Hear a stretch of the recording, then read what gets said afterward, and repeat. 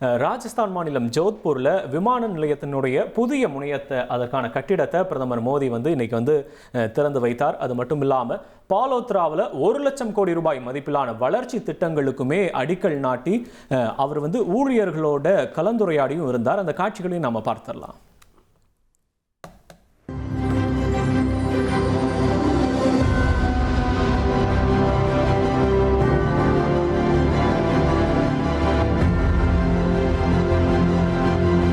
Okay, அடுத்து என்ன செய்தி? அடுத்ததா பெட்ரோல் டீசல் சம்பந்தமான மிக முக்கியமான ஒரு செய்தி நாம பார்க்குறோம்.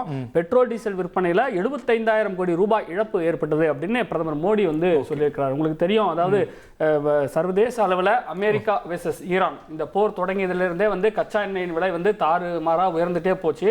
அப்படி இருக்கும்போது ஒரு பேரல் கச்சா எண்ணெயின் விலை தாறுமாறா இருக்கும்போது எண்ணெய் நிறுவனங்கள் எல்லாமே பெட்ரோல் டீசல் விலையை எங்களால் இது பண்ண முடியல, அதனால கம்பல்சரி நாங்கள் உயர்த்தி தான் ஆவோம் அப்படின்னு பண்ணாங்க. அந்த இதை தான் சுட்டி காட்டி பேசும்போது பிரதமர் சொல்றாரு, இந்த மாதிரி 75,000 கோடி ரூபாய் கிட்ட நாங்கள் இழப்பு ஏற்பட்டுச்சு அப்படின்னு சொல்லியிருக்கிறாரு.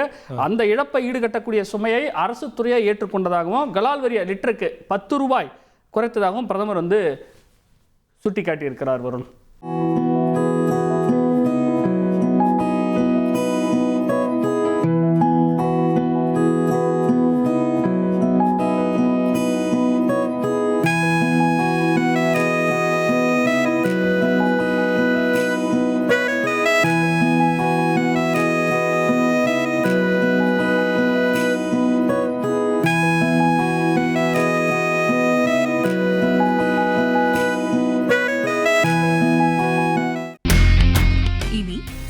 இடமெல்லாம் செய்தி.